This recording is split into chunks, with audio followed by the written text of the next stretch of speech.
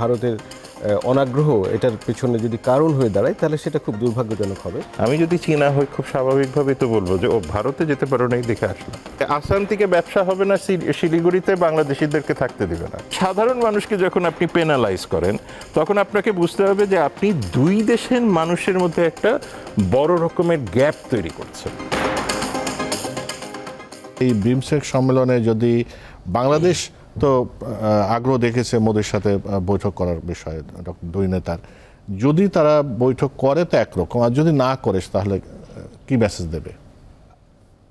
Well, আমি বিমস্টেক যে শীর্ষ সম্মেলন সেটা অবশ্যই গুরুত্বপূর্ণ হবে, কোনো সন্দেহ নেই।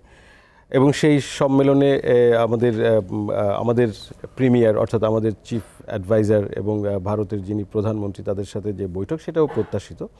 কিন্তু এটাই সব না। অর্থাৎ এটা তো অস্বীকার করার কোনো উপায় নেই যে ভারতের সঙ্গে বাংলাদেশের একটা গভীর সম্পর্ক আছে, যে সম্পর্কটা অর্থনৈতিক সম্পর্ক, রাজনৈতিক সম্পর্ক, সাংস্কৃতিক সম্পর্ক। ফলে সেই সম্পর্কটাকে অস্বীকার করে পাশ কাটিয়ে আমাদের দুই দেশের কারোর পক্ষে যাওয়া সম্ভব না। অর্থাৎ বাংলাদেশের যেমন ভারতকে তার লাগবে, বিভিন্ন কাজেই দরকার, একই রকমভাবে বাংলাদেশ ছোট দেশ হলেও ভারতের তুলনায় কিংবা অনেক অর্থনৈতিক সামরিক সক্ষমতায় বাংলাদেশ ভারতের তুলনায় যদি আমরা অনেক দুর্বলও মনে করি, তাহলেও বাংলাদেশের যে সামগ্রিক যে সক্ষমতা এবং তার যে ভূ রাজনৈতিক অবস্থান, সেটার কারণে বাংলাদেশও ভারতের কাছে কিন্তু কোনোভাবেই কম গুরুত্বপূর্ণ না। ফলে আমরা যেরকম, অর্থাৎ বাংলাদেশ এই বর্তমান পরিবর্তিত রাজনৈতিক পরিস্থিতিতে যেভাবে আমরা ভারতের সঙ্গে সম্পর্ক উন্নয়নের ব্যাপারটা দেখছি, আমার ধারণা ভারতের নীতি নির্ধারক মহল থেকেও বাংলাদেশের সাথে সম্পর্ক উন্নয়নের ব্যাপারটা অত্যন্ত গুরুত্বের সাথে বিবেচনা করা হচ্ছে। সেটা কিভাবে হবে, মানে আমরা সেই হওয়ার যে প্রক্রিয়া, সেই হওয়ার প্রক্রিয়ার একটা বড় রকমের অগ্রগতি হতে পারে যদি কিনা দুই দেশের প্রধান তারা পরস্পরের সঙ্গে কথা বলেন।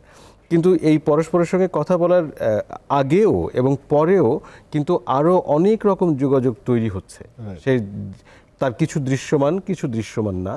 ফলে আমাদের মন্ত্রী পর্যায়ের বৈঠক, আমাদের সচিব পর্যায়ের বৈঠক এবং আমাদের বিভিন্ন এজেন্সির মধ্যে যে বৈঠকগুলো, সেই বৈঠকগুলো হচ্ছে। তো আশা করা যায় যে এই সম্পর্কটা বিমস্টেকের মধ্যে দিয়ে এটা আসলে একটু পূর্ণতা পাবে। এবং যদি না পায়, অর্থাৎ সেই না পাওয়ার ক্ষেত্রে যদি আমাদের এটা মনে হয় যে ভারতের অনাগ্রহ এটার পেছনে যদি কারণ হয়ে দাঁড়ায় তাহলে সেটা খুব দুর্ভাগ্যজনক হবে।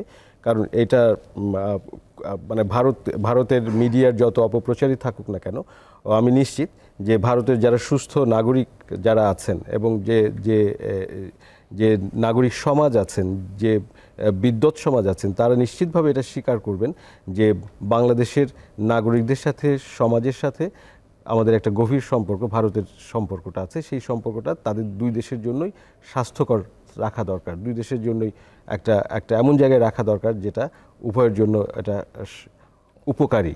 তো সেই সৎ বুদ্ধি এবং সৎ উদ্যোগগুলো আমি নিশ্চিত যে ভারতের ভেতরেও আরও প্রসারিত হবে।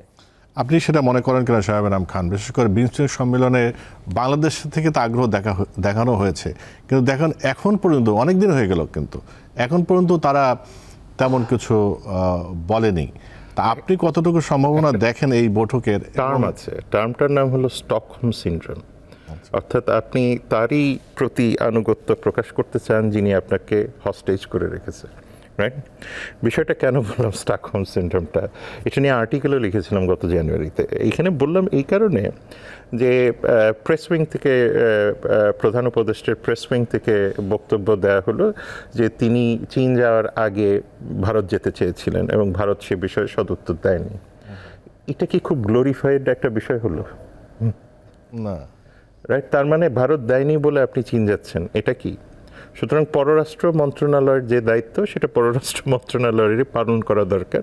এবং সেইখানে আমরা দেখতে পাচ্ছি যে এই ধরনের স্পর্শকাতর বিষয়গুলিকে না বুঝতে পারছে যে এটা পাবলিক হিউমিলিয়েশন হলো না এটার আসলে এফেক্টিভ কোনো কিছু আছে। অর্থাৎ আমি যদি চীনা হই, থ্যাঙ্কফুলি চীনারা এতটা গভীরভাবে হয়তো চিন্তা করবে না, আমি যদি চীনা হই খুব স্বাভাবিকভাবেই তো বলবো যে ও ভারতে যেতে পারো নাই দেখে আসলাম।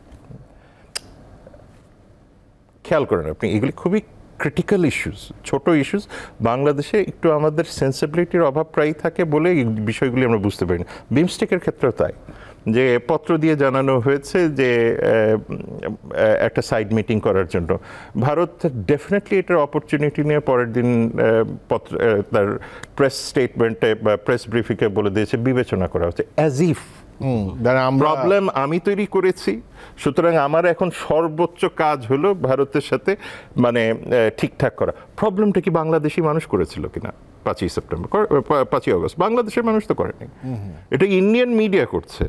এখন আপনি যদি একটু খেয়াল করে দেখেন যে আসাম থেকে ব্যবসা হবে না, শিলিগুড়িতে বাংলাদেশিদেরকে থাকতে দেবে না, রাইট? কিসের বেসিসে এটা হচ্ছে, তাই তো?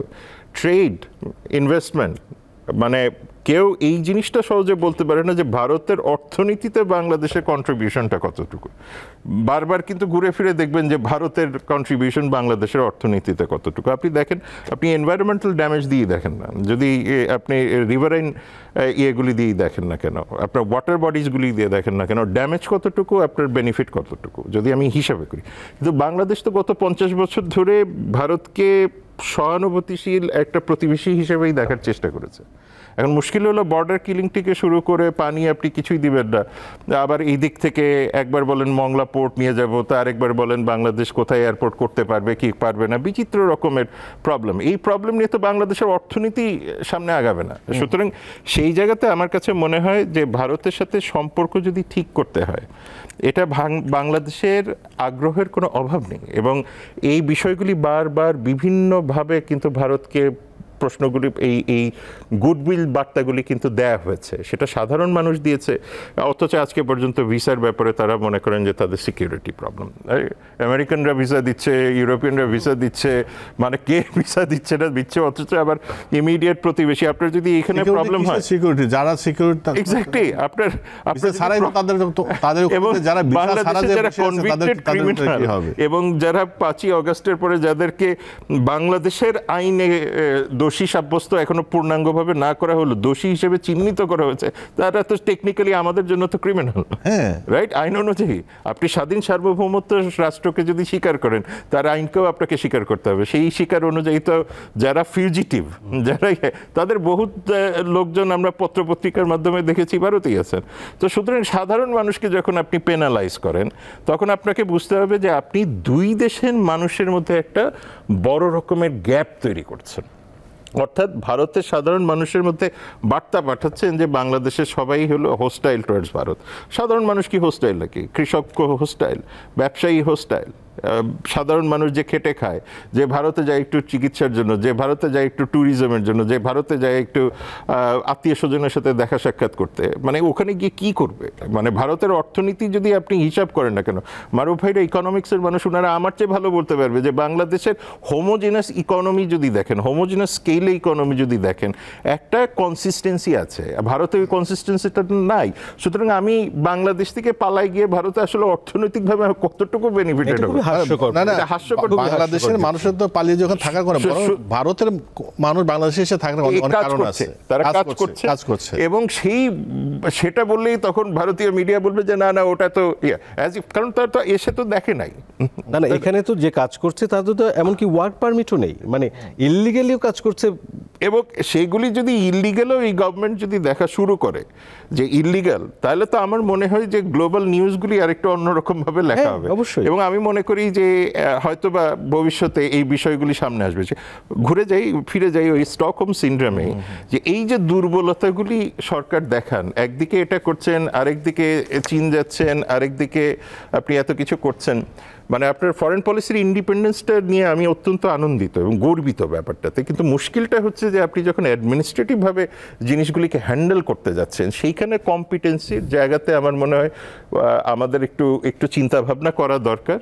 এবং যেটা হয়তো মারুফ ভাই এগ্রি করবেন কি করবেন না আমি জানি না, কিন্তু আমি মনে করি যে এই ধারাটা যেটা ডক্টর ইউনূস তার পার্সোনালিটি দিয়ে, তার গ্লোবাল অ্যাকসেপ্টেন্স দিয়ে তৈরি করেছেন, সেটাকে হয়তো ভবিষ্যতে যারা সরকারে আসবেন তারা কন্টিনিউ করবেন। বাট তাদের এই জায়গাগুলিও একটু চিন্তা ভাবনা করা দরকার যে এই দুর্বল কমেন্ট এবং দুর্বল ধরনের চিন্তা ভাবনা মানুষের সামনে তুলে ধরা, এইটা সরকারের দুর্বলতাটাকেই বারবার বলার চেষ্টা করবে, এবং এটা আমরা চাচ্ছি না যে এই ধরনের কিছু। আমাদের ব্যুরোক্রেসির মধ্যে, অর্থাৎ আমাদের যে সিভিল ব্যুরোক্রেসিটা আছে সেটা পররাষ্ট্র মন্ত্রণালয় সহ অন্যান্য যে সংশ্লিষ্ট মন্ত্রণালয়গুলো আছে তাদের মধ্যেও তো এক ধরনের নতজানু মনোভাব ওভার টাইম জেনারেট করেছে।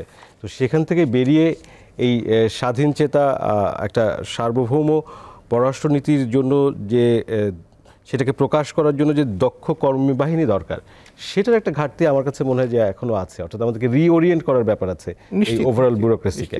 নিশ্চিত। ওয়ালটন আবারও মিলিনিয়ার অফারে ওয়ালটন ফ্রিজ কিনে আপনিও হয়ে যেতে পারেন মিলিয়নিয়ার।